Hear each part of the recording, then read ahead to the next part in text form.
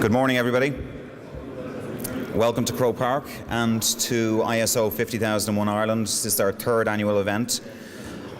My name's Ronan McGlade from Premier Business Media, and thanks for working with us today. We've quite an array of different business sectors in the room, from public, from the private sector, from pharma processing, food processing, logistics, etc. ICT are in the room. And very much our speaker lineup, which you're all very familiar with, follow that path. We've tried to cover as many sectors as we could.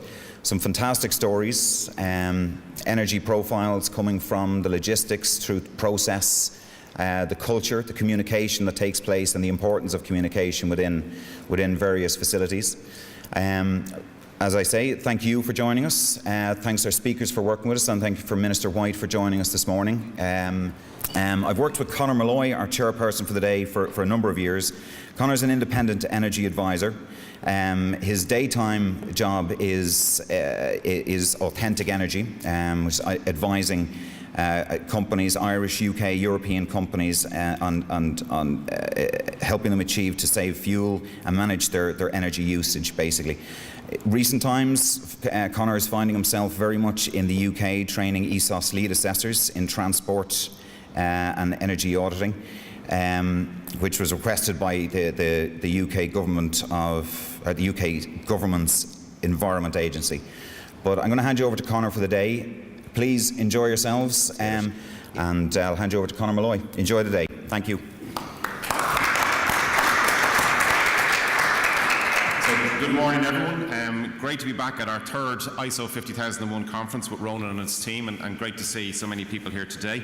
As Ronan said, just back from the UK myself, I have to say, and it's a great testament to Ireland and Ireland Inc. and the many advisors and companies that are here, that many of the examples that I had to give those lead assessors in the UK were Irish. So a lot of the questions that they asked, we were able to answer them with examples of leading Irish companies who have achieved 50001 and are leaders in their field. And it's great to see that third-party recognition of their achievements. In terms of questions, the Minister won't be able to stay for questions, so what we're going to do is we're going to gather the questions up and we'll do them just before the coffee break. On your tables there's a note from myself, and it has my mobile phone number.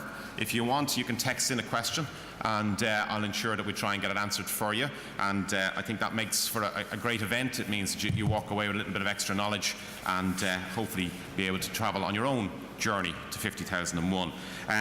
In terms of the hashtag, for those of you who are interested, it's hashtag ISO 50001 IRL, and from there now I'll be happy to confirm what Ronan has just said to you, which is that we'd like to get you out on time, and we'll do our best to keep you on time throughout the day.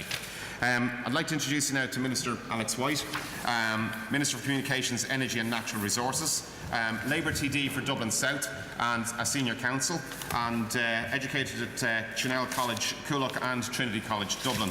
And one fact I wasn't aware about Minister White was that he was a producer at RTE for quite a number of years. So always fascinating to see the background. Over to you, Minister. Thank you very much.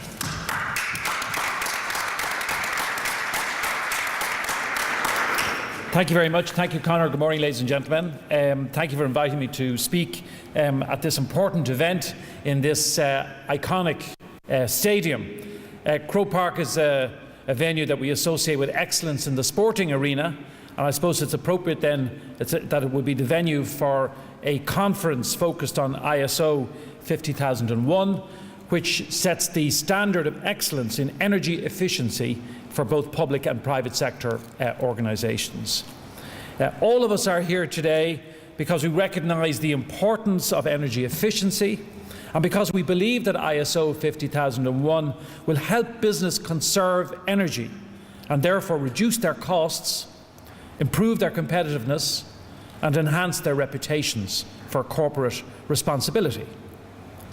There are many examples of smart businesses that are working to improve and to optimise their energy use.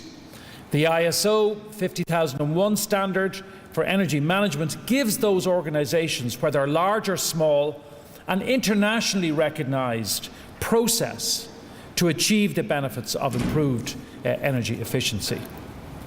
The government is committed, as you know, to meeting our energy efficiency targets, along with our commitments on renewable energy and reductions in greenhouse gas emissions.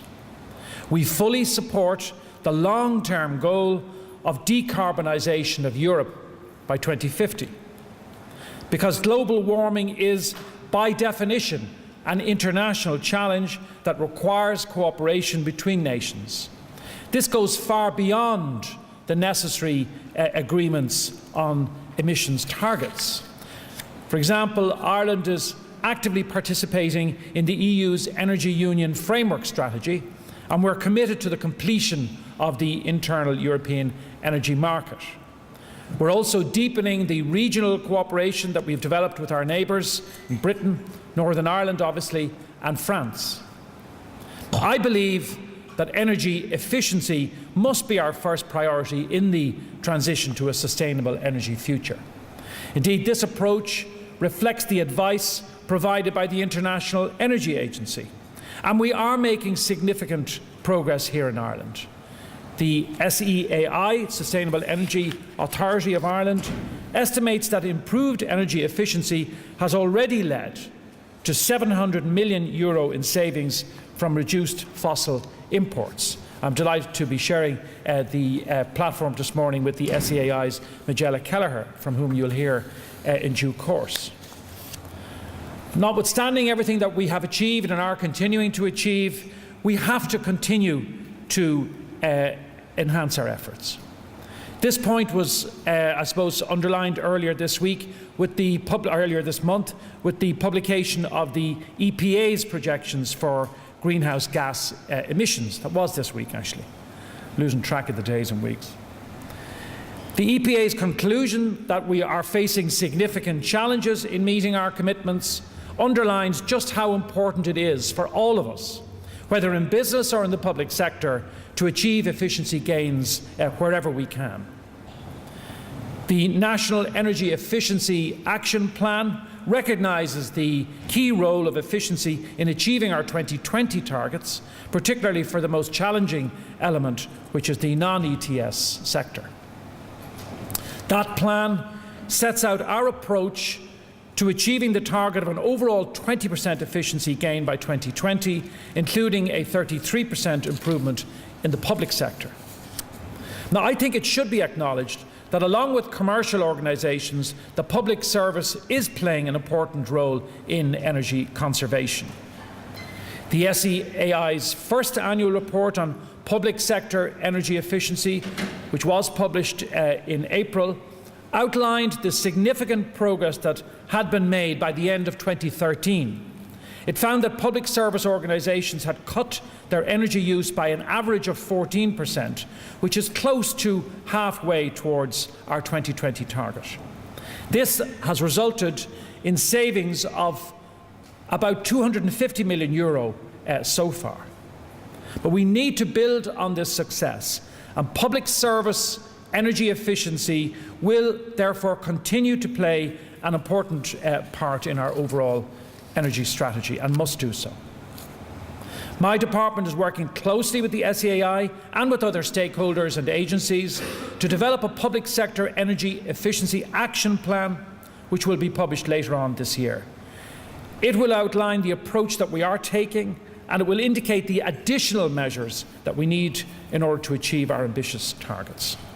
ISO 50001 will, of course, play a critical role in further improving energy management and efficiency in public service organisations. And we're also making gains when it comes to the built environment. Since 2009, over 250,000 homes have undergone energy efficiency upgrades. This is also contributing to employment growth.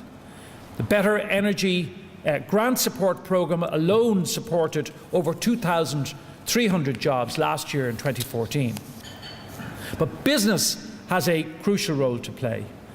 The companies that have identified the business opportunities arising from smarter energy use are already investing time, effort and resources to achieve efficiencies. And we need others to follow their example. Larger companies that have not achieved the ISO 50001 certification are now required as you know, under EU legislation to conduct energy audits. And information on that process and on the audit process is available on the SEAI website. And I think, that while some in business may initially view these audits as a regulatory inconvenience or a burden, as the phrase is sometimes used, I believe that most people will come to see them as an opportunity, because they're intended as practical aids to cut down on energy consumption and therefore to reduce costs, to reduce unnecessary costs. I can say that my department is keeping all of these measures under regular review to ensure that our mix of policy measures continues to contribute to our 2020 commitments. Energy efficiency will be a central priority in the definitive energy policy statement, a white paper for this country, which I will publish in September. The energy efficiency efforts that are being so solidly supported by ISO 50001 contribute to all three pillars of energy policy: security, affordability and sustainability. Future progress will require the cooperation of government, public service organisations and the private sector, including large energy users, energy managers, operations managers and engineers, because we need all of the stakeholders and the experts to work closely together. I know that the Sustainable Energy Authority stands ready and willing to help with information and guidance on ISO 50001 and indeed the full range of tools that exist to help us achieve our energy efficiency goals. Both the SAI and my own department are keen to identify energy management projects that have the potential to inspire others to do better. And I am confident that many of the initiatives being developed by enterprises in this room will provide that vision. This is critically important work. So I want to finish by acknowledging the terrific efforts being made by companies and organisations represented in this room here today. I'm sorry that I have to leave now after my opening remarks. My visit is just a fleeting one, unfortunately, but I can see from the lineup of speakers that this will be a most interesting and engaging opportunity for people present. So I want to wish you every success in your continued endeavours and in particular for your deliberations here today. Thank you, ladies and gentlemen.